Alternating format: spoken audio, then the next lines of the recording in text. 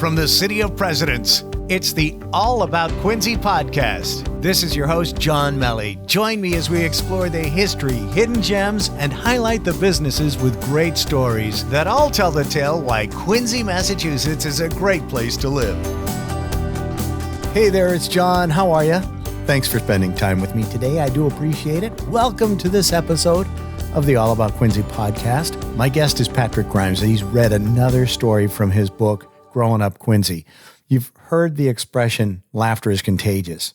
Well, while I was editing this episode, I just started laughing all over again because during this episode, Patrick and I just start giggling and laughing about the story he tells us, and then other stories that we both start bantering back and forth on. So I know when you listen to this episode, you're going to start laughing too. I just want to say this episode of the All About QuinZEE podcast is sponsored by Sapori Cucina and Bar. And folks, if you want my recommendation for delicious, authentic Italian cuisine, I'm going to tell you to go to Sapori Cucina and Bar at 17 Chestnut Street in QuinZEE. It's right down the street from the courthouse. Now, Sapori means flavors in Italian. And man, their meals are full of flavor, and I'm going to tell you more about them later on in this episode. But for menus, online ordering, and hours, visit their website at saporiquinzee.com. That's SAPORI QuinZEE.com. Before I get to my conversation with Patrick, I want to get your opinion. I'm going to share with you a clip from one of my recording sessions that I was doing for Mix 104.1. I am the production director for Mix 104.1. And I was recording weather updates. And I want you to listen to this clip, and I want to know whether or not you think my dog does not like my voice. So take a listen to what my dog Trudy did while I was recording weather updates for Mix. Clear skies overnight with a low of 38 degrees. Partly cloudy today with a...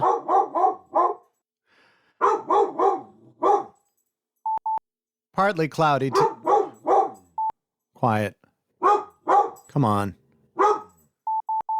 Partly cloudy today. Partly cloudy. Partly cloudy. Partly cloudy today. Stop. Partly cloudy today with a high of 59 degrees. Finally. So what do you think? Do you think she doesn't like my voice, or do you think there was somebody outside walking up the driveway? I don't know. I'm not too sure. You know, this episode of the All About QuinZEE podcast is also sponsored by ThrowMyDogABone.com, and it's a way for you to support both this podcast and the Forever Home New England Dog Rescue. As you can tell, we're dog lovers here at the All About QuinZEE podcast, and we got our rescue dog, Trudy, from Forever Home New England Dog Rescue. And she may or may not like my voice, but we absolutely love her. And so if you want to help Forever Home New England Dog Rescue, here's how it works. You just go to the allaboutquinzeepodcast.com site and click the Throw My Dog a Bone link at the top of the page. When you get there, you're going to see a picture of Trudy, and you can buy 1, 5, 10, or even 20 digital dog bones. And 20% of all the proceeds after bank processing fees will be donated to the Forever Home New England Dog Rescue. And the rest is going to be used to support this podcast. We've got hosting charges for the audio and the website and all that. So go to the allaboutquinzeepodcast.com and click the Throw My Dog a Bone link at the top of the page and buy 1, 5, 10, or even 20 digital dog bones. ThrowMyDogABone.com supports content creators and helps dogs find loving homes. And with that, I'm not going to delay this any longer. Let's get into my conversation and the story from Patrick Grimes.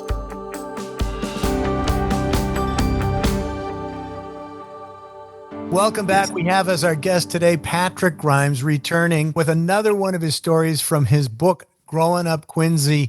Patrick, people are loving these stories, and I want to thank you for being so generous in sharing them with us. And it's great to have you back on the show. How have you been? Really, really good. So happy to hear that people are listening to my stories, which means they're also going back into their memories and enjoying them once again. The feedback we get just echoes what you just said. And even the comments in the different groups on Facebook that said, oh, yeah, I mean, you've read them.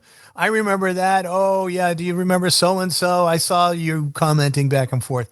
So, yes, it's definitely having that effect. Your book has like 90 different stories in it, doesn't it? Yeah, or as I like to say, 90 different memories, because actually that's what my stories are, is memory.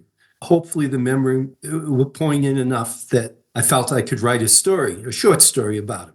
Right. And we've had several requests for different stories, but you haven't told me yet which one you're going to share with us, or I'm sorry, for different memories, as you like to call them. You haven't shared with me yet what you're going to be reading today. So, what are we going to hear today? We're going to hear the story Hangin. Now, I want to spell that. Okay. That's Hangin, no Okay. G. Because when we were young, we used to say, what do you want to do? Or what are you doing? And people would say nothing. And then would say, well, you want to hang out? Let's do some hanging. And so hanging was the best times and some of the best times of my, and I'm sure your listeners' youth. So, here it is, the story Hangin', or the memory Hangin', from Patrick Grimes's Growing Up QuinZEE. Hanging, something or nothing. Depending on the question, most of us would choose something. Better to have something than nothing.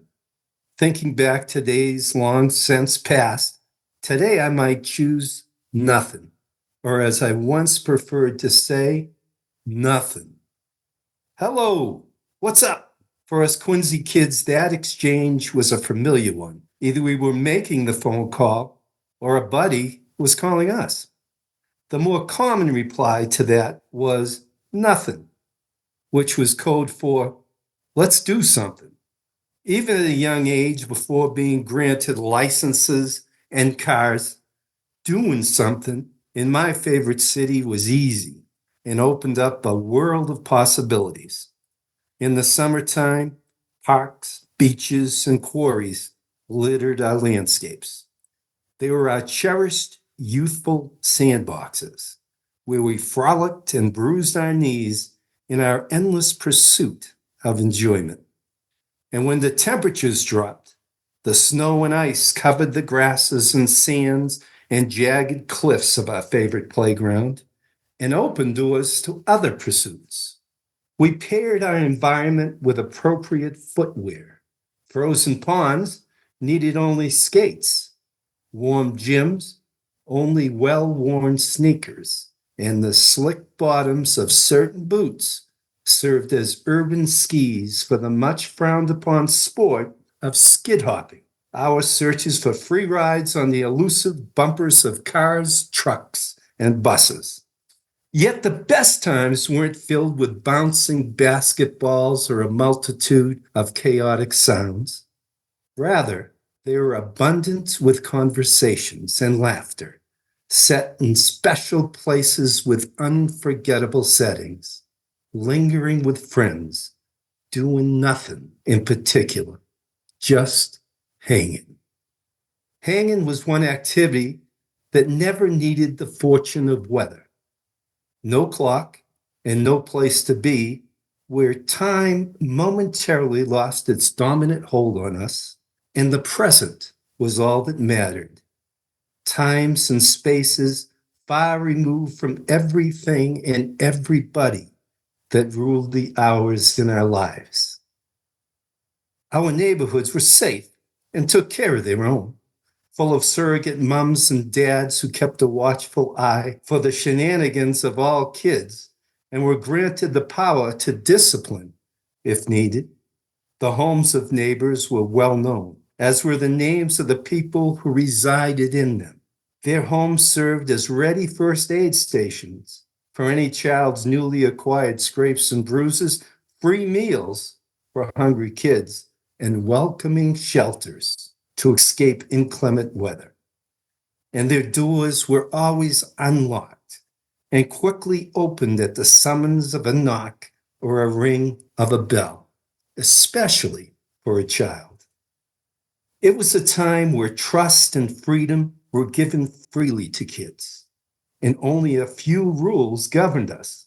Before the bells and whistles of mass media escorted paranoia into our everyday lives, our rules were usually simple and preceded by a question and a simple dictum. Where are you going? Be home by lunch. And if really lucky, be home by supper. A friend's house was always a good answer to that persistent question and a free pass for a longer stay. Our parents knew the locations of our friends' homes and had long ago memorized the phone numbers associated with them. Most time, those hangouts were just located a couple of streets away. Good friends didn't call each other much. They didn't have to. It was usually a short walk and a knock on their door. Then, hi, so-and-so. He's upstairs in his room. Thanks. And up you went, walking into rooms that would remain part of your memories for a lifetime. Rooms are just spaces, enclosed by walls, ceilings, and floors. Yet many still hold a special place in our minds and hearts. Many of mine are part of my stories, a bar, a patio, and a basement among them. The best were the rooms with a company of good friends at my side.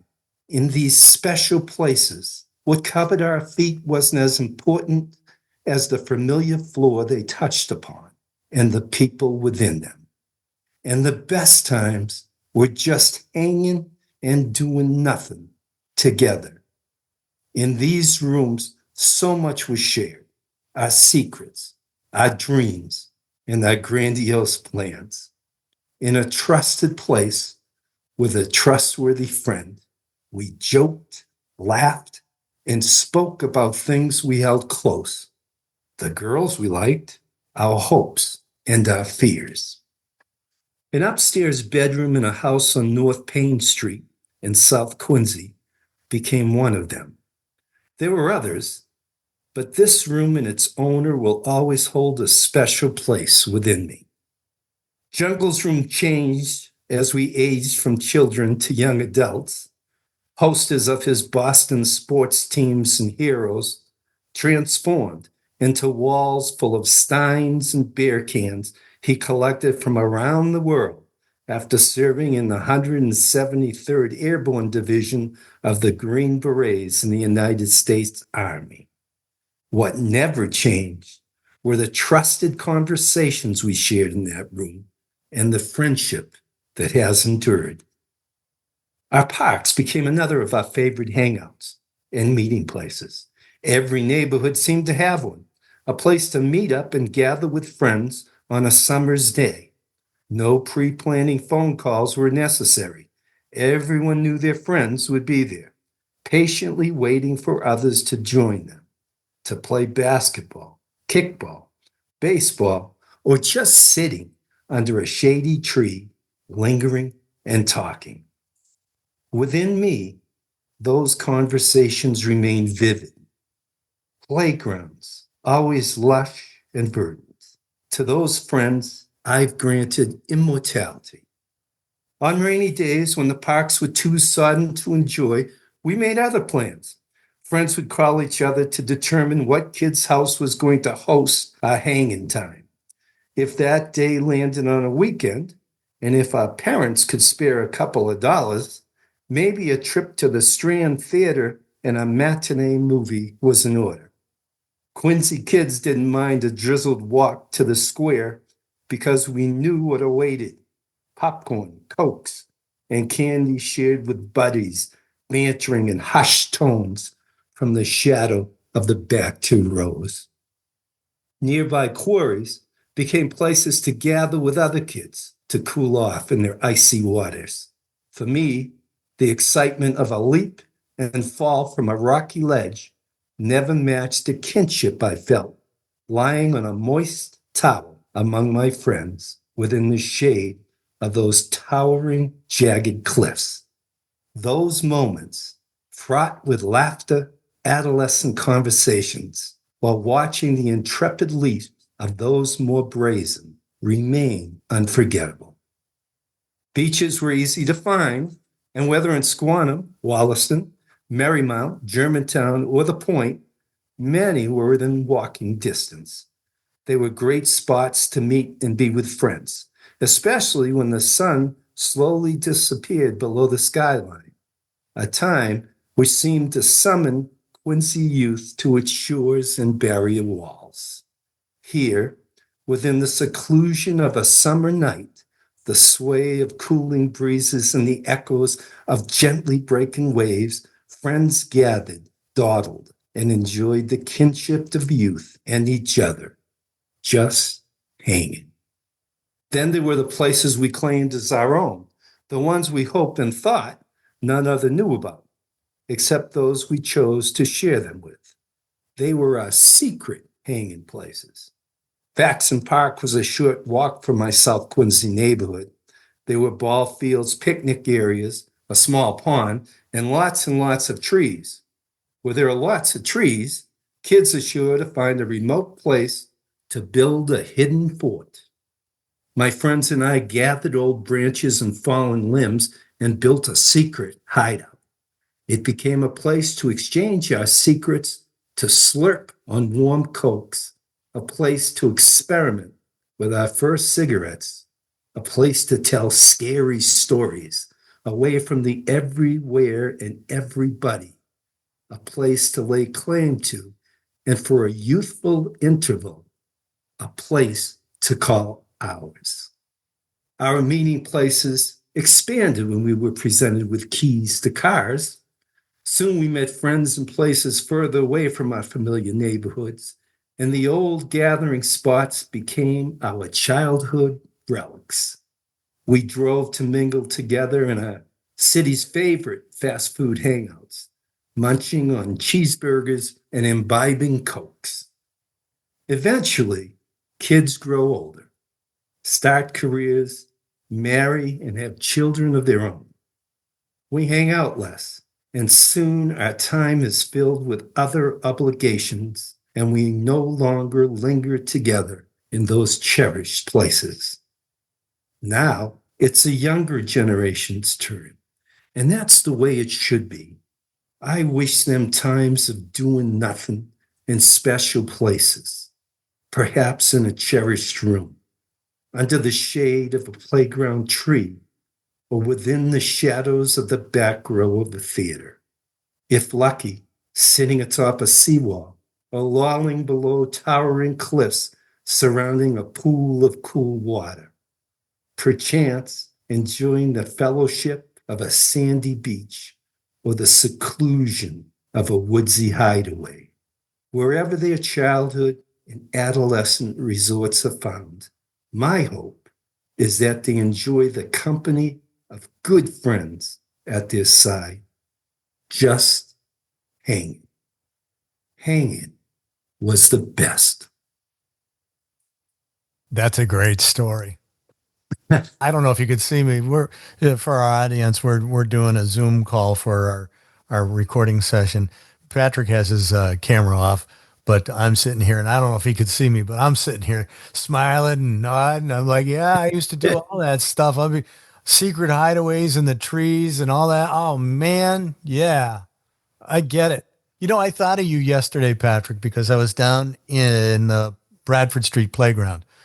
There were like 5 kids shooting hoops. And I almost did a video of it and wanted to send it to you just to let you know that it's still going on, man. All right. Yeah. But I didn't want to do it to the kids. They were having fun and I didn't want them to be self-conscious. And it would have been kind of creepy for this who's guy. This guy? Who's this guy with the camera? Yeah, exactly. But I knew I'd be talking to you. I said, "Oh man, he'll be thrilled. He'll be thrilled to know that they're still shooting hoops." Yeah, it's all that stuff, and you're listening to them, and they're chiding each other and razzing each other. Oh, you missed that one, but then they'd celebrate the made shot too, So it was all part of it, right? Yeah, and I think being older, you almost are tempted to want to walk down there and say, hey, hold it. I just want to hold up for a second. Guys, these are the best times of your life. I know you don't understand it. I Right. know you don't know what I'm talking about. You may think I'm some weird old guy walking in, but feel it, enjoy it, because you remember it forever. Yeah, absolutely. And now a word from our sponsor. Hey, it's John. If you want my recommendation for delicious, authentic Italian cuisine in QuinZEE, I'm going to tell you to go to Sapori Cucina and Bar at 17 Chestnut Street in QuinZEE. It's right down the street from the courthouse. Now, the owner is from Bologna, Italy, and he brought his family recipes with him. They are absolutely delicious. In fact, the name of the restaurant, Sapori, means flavors in Italian. And oh man, their meals are full of flavor. My two favorite dishes are the tagliatelle bolognese and the gnocchi with a vegetarian bolognese. Now, I'm a carnivore, but when I found out that the gnocchi has a vegetarian sauce, I was totally surprised. It is absolutely delicious. Sapori features two separate menus. One for lunch, which offers sandwiches, panini, salads, and pasta served Monday through Friday from 11 a.m. to 4 p.m., and then a curated dinner menu offered in the evenings.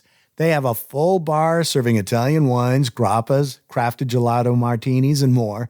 And with the holidays coming, the restaurant can be reserved for holiday parties. So, for menus, online ordering with pickup or delivery, catering information, and hours, visit their website at saporiquinzee.com. That's SAPORI QuinZEE.com. And tell them that John from the All About QuinZEE podcast sent you. Let's get back to the show. The branches and Faxon Park, yeah. I never built my forts up there. I mean, I didn't live in QuinZEE when I was a kid.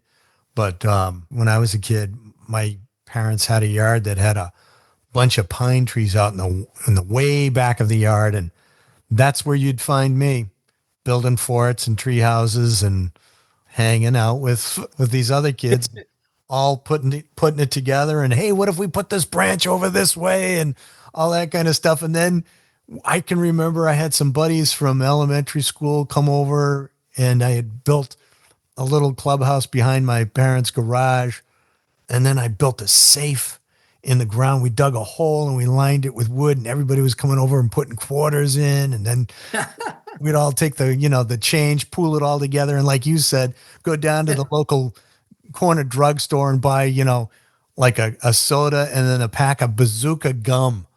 Yeah. All right. Wow. That sounds great. Grape flavored Bazooka gum and Coca-Cola. Can you imagine the sugar rush? Do you remember going to some of those drugstores back in the day? And I'm older than you. Yeah. But you'd always ask for a tonic. Tonic. Oh, yeah. Yeah. Yeah. And they'd say, what kind? And then you'd say, well, vanilla Coke or some other thing. And they'd make it. They'd make it right there on the counter. That was great. That's old New England saying a tonic. Yes, it is. Because I don't think, kids around here. Then you go to different parts of the country and everything's a Coke. Okay, yeah. It could be a ginger ale and they'd still call it a Coke. Yeah. What kind? Ginger ale. What kind of Coke? Yes, that's great. And then the rooms and all that. Guys, North Payne Street. That's close by. Yes, it is. Ann had a cousin who lived on North Payne Street. Yeah, I actually had a friend, Jungle. We call him Jungle. And I have a story just about Jungle. It's called There's a Jungle Inside of Me. And Jungle has passed. But we'll read that someday. And this guy was, what's the word? Unforgettable. He's passed, but we'll never forget Jungle. Yeah, it sounds like he had an interesting life. Serving as a Green Beret. I mean, that's a big deal. Yeah. Jungle did a lot of things that were pretty crazy, but he had a bit of a reputation, but people loved him, and I guess some feared him at the same time, but he was my good friend. Thank God. You want to be on Jungle's good side. You did. No question about it, right? Everybody has their own jungle. Yeah, but that didn't stop one day he picked me up and threw me over a bush. And this bush, I'm telling you, this bush was about 4 foot high. And for reasons that I still can't figure out today, he just figured he'd pick me up. We're walking to school at South Junior High School, Sterling, right? Yeah. He'd pick me up and throw me over the bush. And I'd get so mad and I'd want to do something, but I wasn't crazy. And I'd look at him and I'd say, Jungle, why'd you do that? I don't know.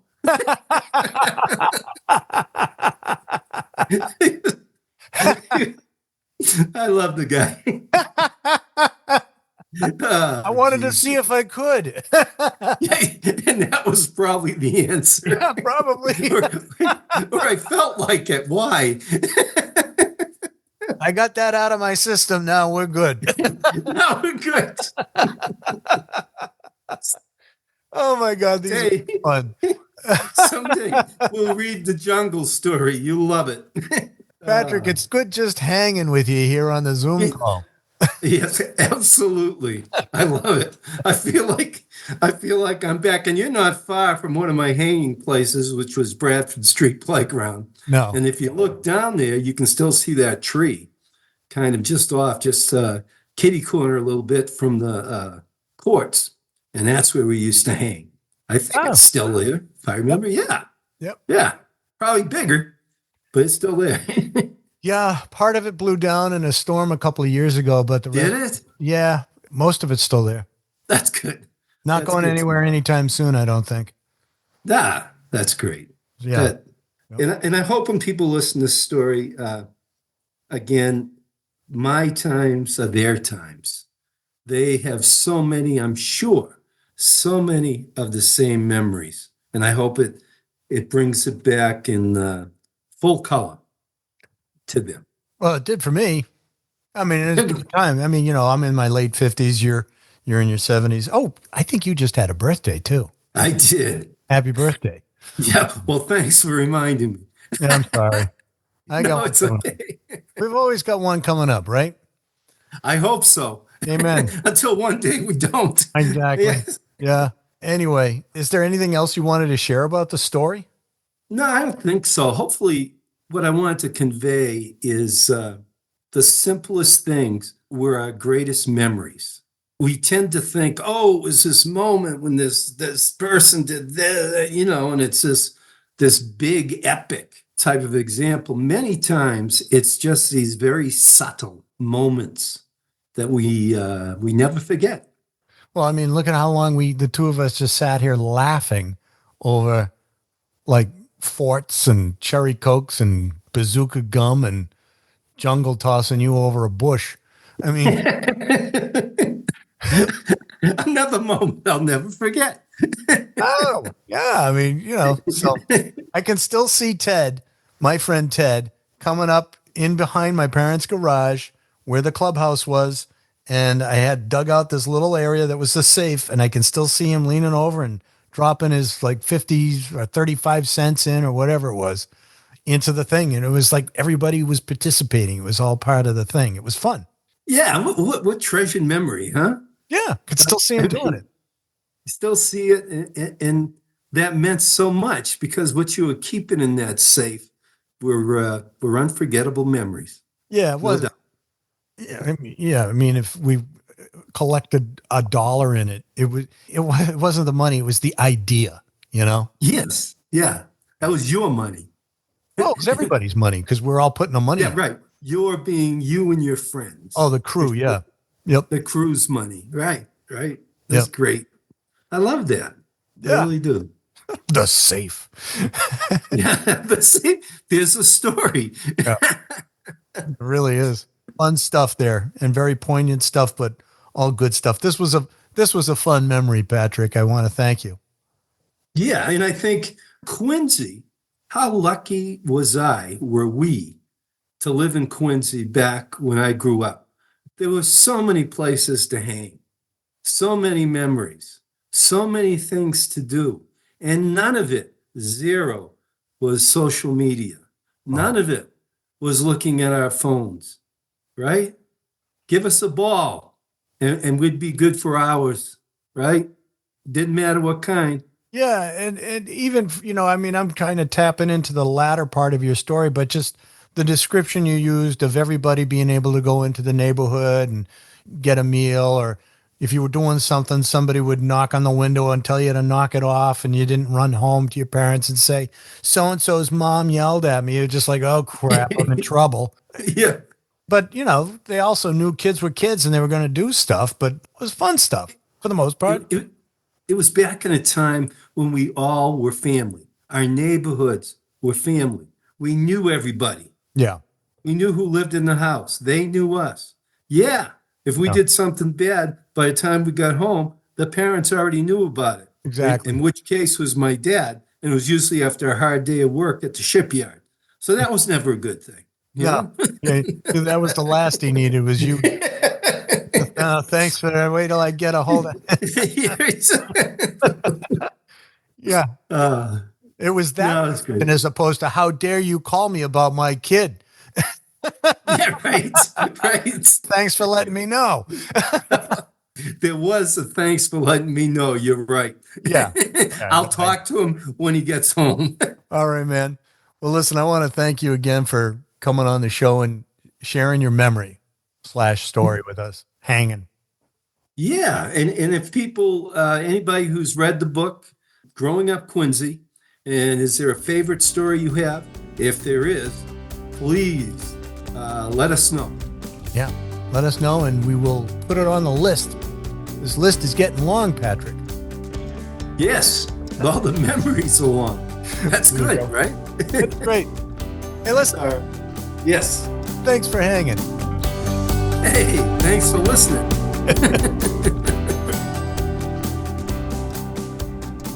Well, that's it for this episode of the All About QuinZEE podcast. I want to thank you for listening. I also want to thank our sponsor, Sapori Cucina. Remember, for fine, authentic Italian cuisine, you've got to go to Sapori Cucina at 17 Chestnut Street in QuinZEE, right down the street from the courthouse. Remember, Sapori means flavors in Italian, and these meals are flavorful. Seriously. For menus, online ordering, and hours, visit their website at SaporiQuinZEE.com. That's SAPORI QuinZEE.com. Also, check out the All About QuinZEE podcast on Instagram. That's a great way for you to connect with us. We are at all_about_QuinZEE_podcast on Instagram. When you do, you're going to get an opportunity to sign up for our weekly QuinZEE Happenings e-newsletter. It's a free newsletter. Every week it's going to give you a handful of great events happening around QuinZEE so you can plan your schedules and make plans for the weekend or whatever, happening all around the city. So go there, get it for free.